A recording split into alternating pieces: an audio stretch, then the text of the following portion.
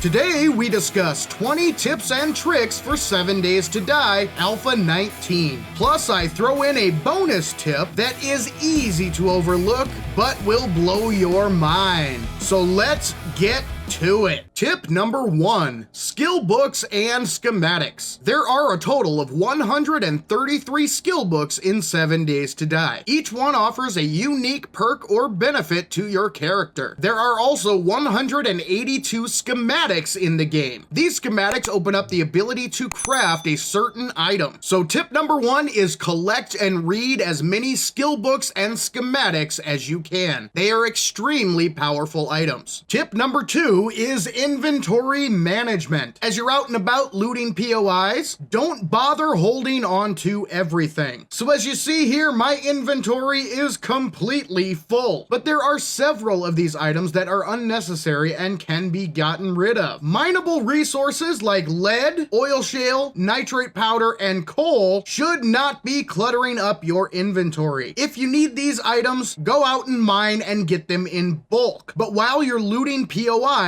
all they do is take up inventory space. You never collect enough of these items inside a POI to warrant their own individual inventory slot. The same holds true for things like random brass, goldenrod flowers, chrysanthemums, lead fishing weights, the handful of bullet casings that you might come across, plant fibers, small stacks of paper, glass, lead trophies, brass trophies, and even old cash in small quantities. Do not waste precious inventory space on these items. I would recommend, however, keeping a stack of iron in your inventory, and then go ahead and scrap down all iron producing odds and ends that you really don't need. So for instance, the wire tool can scrap down, the cooking pots can scrap down to iron, the short iron pipes can scrap down to iron, and your nails can scrap down to iron. Also, if you come across any treasure maps, go ahead and read those to get them out of your inventory as well. So by getting rid of all the odds and ends that we do not need, we've opened up a whole bunch of extra inventory spaces. We can save these spaces for much higher value loot. Tip number 3 is cheap firearms. During the early game of 7 Days to Die, getting your hands on a firearm is extremely important. So when you first reach your trader, take a quick peek at his or her inventory. Quite often, the traders will have quality 1 firearms, which you can purchase on day 1. And they are extremely cheap. Quality 1 firearms are only 400 Dukes Casino tokens. You could honestly make 400 Dukes just by looting the trader compound alone. So early game in 7 Days to Die, pay a visit to the trader as soon as you can in order to get your hands on a cheap firearm that will set you up for the rest of the game. Tip number 4 is vending machines. Every trader compound will have a working vending machine somewhere on the premises. These bad boys are a never-ending source of food, drinks, and character buffing candies. And the great thing about vending machines is they restock every single day. Plus, the items available for sale in the vending machines are much cheaper than trying to purchase them directly from the trader. Working vending machines are extremely valuable and can be lifesavers. Tip number 5 is Animal Tracker. Now, to be honest, Animal Tracker is one perk that I ignored for the longest time, to my detriment, because Animal Tracker is extremely useful. Early game, food can be a big issue. However, Animal Tracker can solve that problem. This perk can be opened up immediately, and it allows you to track rabbits, snakes, and chickens. All you have to do is crouch down, and any nearby animals will be highlighted on your compass. For instance, we have a rabbit to our east. Now we can go ahead and head that direction and hunt ourselves a little wascally webbit. Rabbits and chickens are very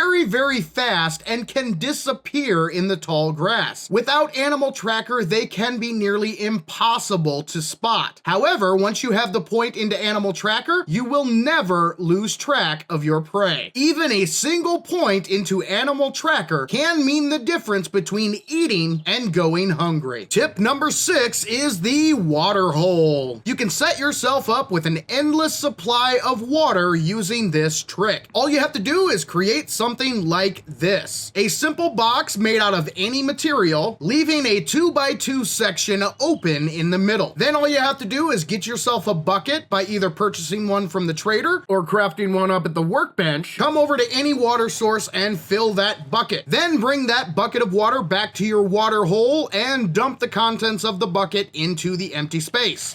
That will completely fill up all 4 spaces inside. Now you can go ahead and fill up your glass jars completely. And you'll notice that leaves a little corner of the water remaining. Then all you have to do is switch back to your bucket, scoop up that water, and place it back down in the hole, and all 4 corners of this space are now filled. This provides an endless supply of water. Tip number 7 is underground farming. It is possible to cultivate crops underground, even all the way down to bedrock. So the first thing we're gonna do is dig a hole down to bedrock. And there we are, down to bedrock. Now the next thing you want to do is hollow out a nice big cavern. Something like this. Now if you look straight up, you can see that one little hole, the one block of sky right there. That is all we are going to need in order to grow crops underground. So let's go ahead and get some farm plots put down. And there you have it, folks. Look at all of those farm plots. There is a total of 114 farm plots underground at bedrock, all being fed sunlight by this one little hole right there. And every single one of these plants will grow. So it is completely possible to farm underground. Then all you have to do is add a way in and out of your underground farm. So what I've done is I've dug a secondary tunnel that's gonna go all the way back up to ground level. And I put a little hatch on the top and surrounded it with concrete here. And the last thing you'll wanna do is just toss a set of iron bars on top of your hole. That way you don't accidentally fall down. And that's all there is to it, folks. A gigantic underground farm being fed by one little block of sunlight at the surface. That brings us to tip number 8, bedrock mining. As you see, folks, the cavern that I've dug out here for our underground farm is massive. It's actually a 16 by 16 by 3 cavern, and it is 100% structurally sound. So if you want to do some mining and you don't want to have to worry about collapses, try to mine your resources as close to bedrock as possible. You can hollow out huge areas once you reach bedrock without having to worry about your mine collapsing. Tip number 9 is pipe bombs. They are extremely cheap to make, taking only 1 plant fiber, 12 gunpowder, and 1 short iron pipe, but they are extremely effective, especially with certain horde-based designs. For instance, this little design right here. So let me show you what I have. I've got a pit dug down about 6 blocks deep, and I have a simple walkway for the zombies to pass. What they will do is they will pass through here. I'm going to be standing in there. They will fall down into the hole and gather at the bottom. Then all we have to do is lob in a pipe bomb or 2 and blow them all to kingdom come. Allow me to demonstrate. So here we have a whole bunch of zombie Arlanes. So I'm going to be standing right here. We'll go ahead and turn their AI back on and get their attention. Hello, ladies, come on up. And they file up that stairwell and start dropping down into the pit. Now, once you get all of your zombies in the pit, it is as simple as lighting the fuse on your pipe bomb and tossing it on in. And boom, that explosion can take out a great number of zombies. Now, if you want to guarantee that you're going to kill them all, go ahead and toss in a couple without lighting. Then light a pipe bomb and toss it on down. Boom! That will explode all of the unexploded pipe bombs down in the bottom and kill all of the zombie jerks. Pipe bombs are extremely effective and can kill a whole bunch of zombies at the same time. Add on top of that how cheap these bad boys are to produce, and the pipe bomb is one of the most effective weapons in 7 Days to Die. Tip number 10 is attribute clothing. Each attribute in 7 Days to Die has a special clothing item which will permanently permanently boost that attribute by +1. The shades will boost perception by 1. The cigar will boost strength by 1, plus give you a 10% boost to bartering. The tough guy glasses give you a +1 boost to fortitude. The ski goggles give you a +1 to agility, and the nerdy glasses give you +1 to intellect, -10% crafting time, and +10% XP gain. Tip number 11 is frames. The simple wood frame block is one of the most versatile and useful items in the game. For instance, let's say you're out and about in the woods and you stumble across a wolf. Now your chances of outrunning a wolf are slim to none, so sometimes you will have to take him out. Well, let me show you a very simple trick to make this much easier, and it involves the simple wood frame. All we're gonna do is toss down a frame, hop on top, and we're going to create what is called a nerd pull. So what we're going to do is we're going to jump and place a wood frame block at the same time. Just like that. And you only have to go up 2 high. Once you get 2 blocks high, go ahead and upgrade the wood frame block. And now you are ready to take on your wolf. So first we'll go into sneaky sneak mode. We will pull out our bow and we will get this guy's attention.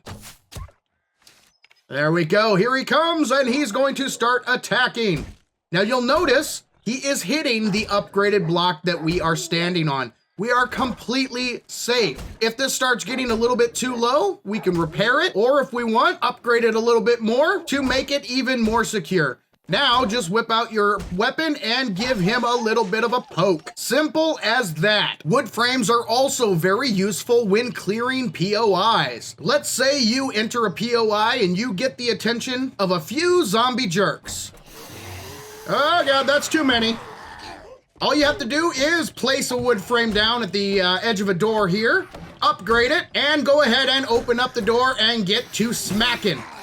You can hit the zombies, but they cannot hit you. Now, once all of the zombie jerks are dead, you can continue to loot the POI. Now, if you break out the block above the door, just like that, you can enter in and continue going through the POI. Now, you can use this as a fallback position. So let's say you're getting chased by a whole bunch more zombie jerks. Just lead them back to this one little block here, take a wood frame, plug up the hole, and repeat the stabby process. Once again, they will attack and hit this block here, but you are completely protected. You can stab through the opening and take care of any zombie jerk on the other side. Wood frames are extremely useful. Tip number 12 is engines and batteries. When you're out and about looking to salvage engines and batteries, the most obvious place to look is in cars. However, there are 3 different levels of cars. There is the totally wrecked car, the partially wrecked car, and the relatively intact car. So a car in this state will break down into a car of this state, and a car in this state will break down to this state. You can only salvage engines and batteries at the second stage of a car. So if you're out and about looking to salvage some engines and batteries, do not waste time on this car here. It has to have a seat. If it doesn't have seats in the car, you cannot get an engine or a battery. Tip number 13 is guaranteed engines. Whenever you're out looting a POI and you come across one of these little guys right here, it is guaranteed to have an engine. As long as you break this down with either a wrench, a ratchet, or an impact driver, you will always get an engine. So I have my impact driver in hand here, and we're gonna go ahead and break this bad boy down. And as you can see, we gained 1 engine. So every time you come across one of those little engine blocks, break it down with your wrench, your ratchet, or your impact driver, and you are guaranteed to get an engine. Tip number 14 is Mo Power. If you're looking to get into electronics or the electricity system in 7 Days to Die, be on the lookout for Mo Power Electronics. This POI is a one-stop shop for all things electronics. By completely looting this store and breaking down all the salvageable items inside, you will have all of the schematics, tools, components, and crafting resources that you will need in order to set up your electricity system. Tip number 15 has to do with wiring. As you see here, we have a generator bank, and it is sitting at the 50 block mark. And over here at the 65 block mark, we have an electric fence post. Now, if we attempt to hook up this generator bank to that electric fence post, you will find that it can be difficult to do that directly. That's because wires can only be stretched for 10 blocks. So again, our generator is sitting at the 50 block mark, and this red line here is the 60 block mark. But you'll notice that our wire is still black, meaning that we can still place it. If I take one more step back, you'll notice the wire turns red, meaning it is no longer placeable. So if we were to try to walk right up to this electric fence post and wire this up directly, you'll notice it is not possible. However, if we come back here to the 60 block mark, you can actually reach an additional 5 blocks with your wire. So we'll go ahead and connect that, boom, and you'll notice the wire extends all the way from the generator to the electric fence post. So even though you can only stretch a wire for 10 blocks, you can reach an additional 5 blocks, giving you a total length of 15 blocks with which you can span a wire. Tip number 16 is the double loot. It is possible to double loot a POI. All you have to do is accept a quest from the trader, head to that POI, go through the POI, loot all of the good stuff, and break down any of the salvageable items that you want to break down. Once you've thoroughly looted that POI, all you have to do is start your quest and the POI will reset, meaning all of the loot inside will reset, all of the salvageable items inside will reset, allowing you to loot the same POI 2 times in a row. Tip number 17, gyrocopter gas. There is a way that you can fly your gyrocopter without expending much gasoline whatsoever. Once you get airborne and you get leveled off, all you'll want to do is press Shift, W, C, and spacebar at the exact same time.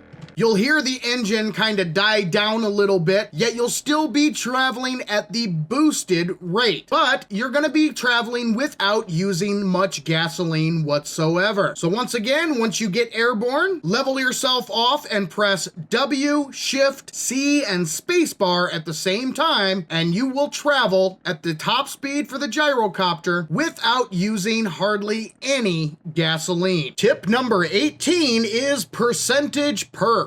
And specifically, I'm talking about Lucky Looter and Salvage Operations. Let's take a look at these perks one at a time. Lucky Looter adds 5% to loot bonus for containers that you open personally. Now on the surface, that sounds great. Unfortunately, it is a percentage boost. In 7 Days to Die Alpha 19, loot is tied directly to your game stage. So Lucky Looter will increase your game stage by 5%. While currently my game stage is 1, so Lucky Looter would do absolutely nothing for me right now. Even maxed out at level 5, you still only get a percentage boost. This means that Lucky Looter is not beneficial until you get your game stage much higher. This perk is better taken at the mid to late stages of the game. And the same holds true with Salvage Operations. This perk gives you a 20% boost to harvested resources. Unfortunately, most of these salvageable blocks in 7 Days to Die contain very small amounts of resources that are affected by this perk. Again, because this is a percentage gain, it is best to take Salvage Operations later in the game. Tip number 19 is loot respawn. The loot respawn mechanic in 7 Days to Die can be a little tricky, but it basically boils down to this. If you get within 8 blocks of any lootable container, the loot respawn timer will reset. So let's say your loot respawn timer is set to default, which is 30 days, and on day 15, you happen to get within 8 blocks of a lootable container. You did not access the container, you didn't open it up, you merely walked by it. That alone is enough to reset the loot respawn timer, meaning you're going to have to wait another 30 days. Also, if you have a land claim block or a bedroll placed in proximity to a lootable relootable container, the loot in that container will not respawn. However, there is a way around this. All you have to do is loot the item, remove the items from the container, and then leave behind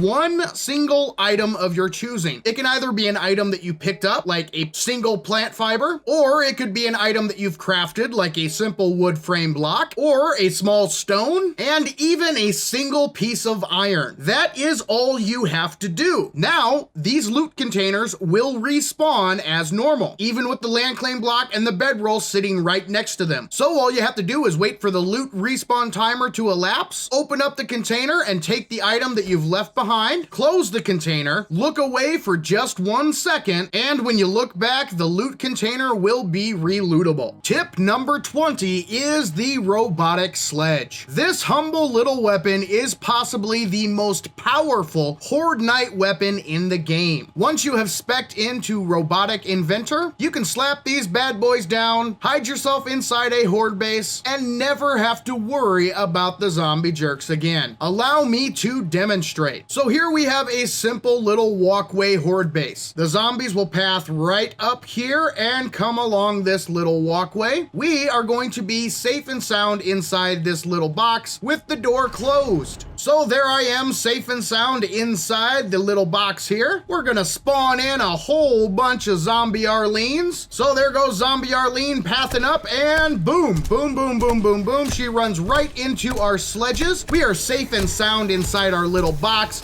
and the zombie Arlenes are getting bashed to death and knocked off of the platform. When she falls down, she has to go back to the start, path back up again, and I can sit inside the little box the entire night. I do not have to worry about a single zombie jerk. My robotic sledges will take care of everything for me. I don't have to waste ammo. I do not have to fire a shot.